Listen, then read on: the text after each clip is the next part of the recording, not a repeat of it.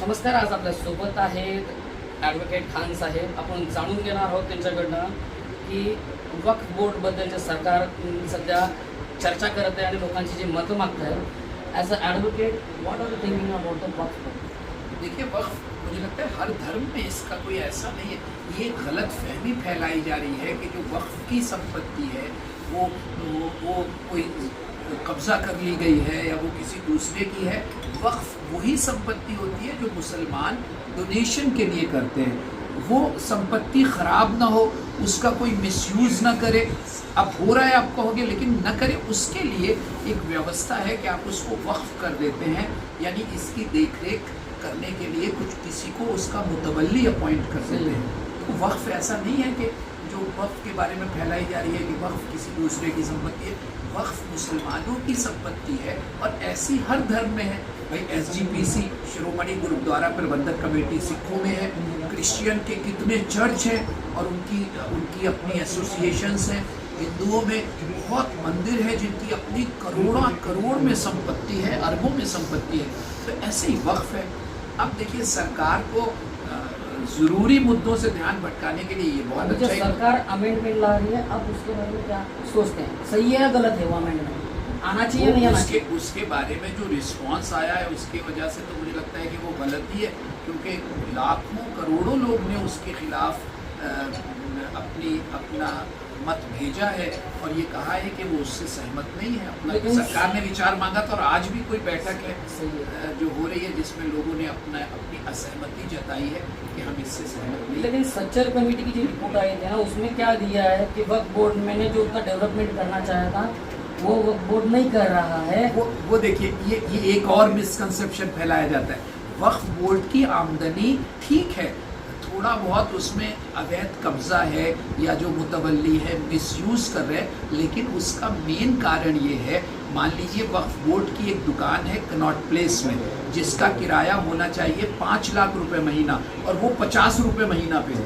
तो आप ये वक्फ बोर्ड की संपत्ति, जो सच्चर साहब ने कहा, जस्टिस सच्चर कमेटी ने कहा कि वक्फ बोर्ड की संपत्ति बढ़ाओ, इसका मतलब ये नहीं है कि 100% उसमें मुसलमान मुतवल्ली भ्रष्टाचार कर रहे हैं. उसका बड़ा कारण ये है कि 200 करोड़ आमदनी हो रही है, होना चाहिए बहुत और कई गुना ज़्यादा. उसका मुख्य कारण ये है कि जो वक्फ संपत्तियां हैं, दिल्ली में मैं एक फतेहपुरी मस्जिद देख लीजिए, उसकी दुकान 10 रुपये महीना पे है और उसकी दुकान की मासिक किराया मिनिमम मार्केट रेट से होना चाहिए 1.5 लाख रुपए महीना. तो आप जो काम करना है वो तो नहीं कर रहे हैं. आप वक्फ संपत्तियां जो 5 रुपये महीना पे, 10 रुपये महीना पे.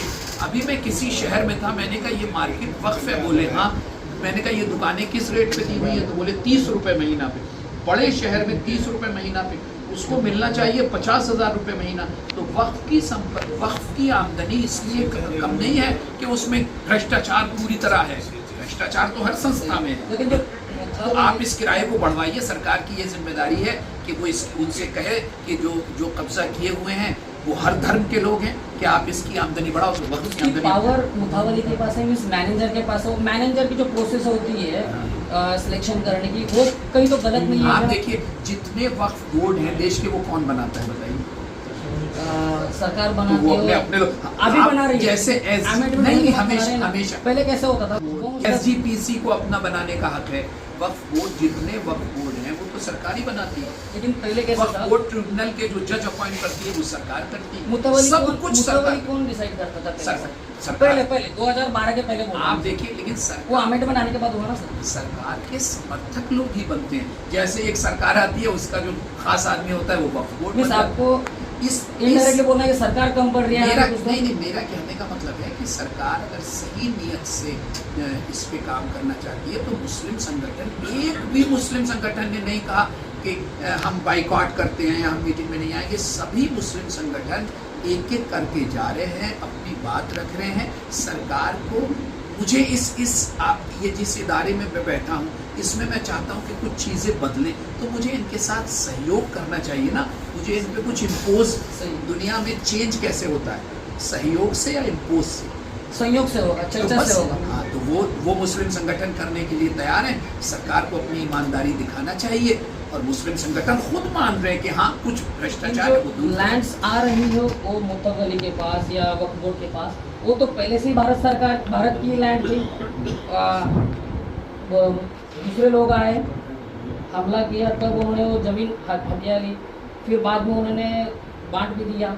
मीन्स इसका रूट कॉज देखोगे ना तो लैंड किसकी है? भारत ये देश की देखिए, लैंड है, ये- तो भारत सरकार के पास ही जा रही है सर। मैं ये बात आपकी मान रहा हूँ, लेकिन ये लॉ ऑफ लैंड जो इस समय कानून है, जो कब्जाधारी है उससे ही तो तय होगा। ये तो आप बहुत पुरानी ऐसे बात कर रहे हो, फिर उससे पहले चले जाओ वो किसकी थी, फिर उससे पहले चले जाओ तो वो किसकी थी। ये तो ऐसे है कि जैसे पहले अंडा हुआ पहले मुर्गी। नहीं, आप उस बात में नहीं, जाते मैं लैंड लॉ हैं। पे आता हूँ सर। मैं- लैंड लॉ क्या बोलता है? मैं ये कह रहा हूँ, ये इस समय जो जिसने दी वो अपने लेकिन कब्जे से- लैंड लॉ क्या बोलता है? You can enjoy the property, you can not transfer the property. क्यों? क्योंकि मेन खाली एंजॉय कर सकते हैं नहीं, प्रॉपर्टी। ऐसा नहीं है। गवर्नमेंट के हित में, गवर्नमेंट का सोशल काम करने के लिए अगर कोई एक्वायर करना चाहती है गवर्नमेंट, तो गवर्नमेंट के पास तो पावर है सिविल लॉज में, तो एक्वायर कर सकती है सर। नहीं मतलब जिसने देखिए पहले तो जो वक्फ को प्रॉपर्टी देते थे, जो जो जो जब आदमी ये समझता है हम दान दे रहे हैं या ईश्वर के लिए जो वक्फ कर रहे हैं, वो सबसे साफ सुथरी चीज़ देता था। तो ऐसा नहीं है, इसमें ज़्यादातर गलतफहमी है, इसमें ज़्यादातर मिसकंसेप्शन है, और इसमें मेजॉरिटी कम्युनिटी को बरगलाने के लिए, उनको बहकाने के लिए कहा गया। और आप ये कानून कुछ भी नहीं निकलेगा, आप देख लो, फिर ये कहेंगे, देखिए आप एक के बाद एक के, पहले लव जिहाद हो गया, फिर उसके बाद वो हो गया, कि एक चीज़ पे टिकते नहीं है। उनको पता है कि इसमें से कुछ नहीं निकलेगा, और इसमें से कोई ऐसा नहीं होगा कि कोई इसमें से बहुत बड़ी चीज़ निकलने वाली है। फिर सरकार कहेगी कोई नहीं, अब वन नेशन वन इलेक्शन, कोई ऐसा मुद्दा उलझाए रखना है जिसमें लोग ज़रूरी चीज़ों के ऊपर सवाल न करें, ये मुझे लगता है। और ये जो लाखों करोड़ों आपत्तियां वक्फ बोर्ड जो जॉइंट पार्लियामेंट कमेटी को गई है, उससे भी यही एहसास होता है। सर तुम्ही यांचं मत पाहू शकताय, जे काय निर्णय येतील ते शांततेने घ्यावे, ते दोन्ही समाजाचे लोक असतील, एक शांतता घेऊन हे निर्णयाचं स्वागत करावं। धन्यवाद. इचलकरंजीहून प्रवीण आंडे. पाहत रहा वायरलेस मराठी.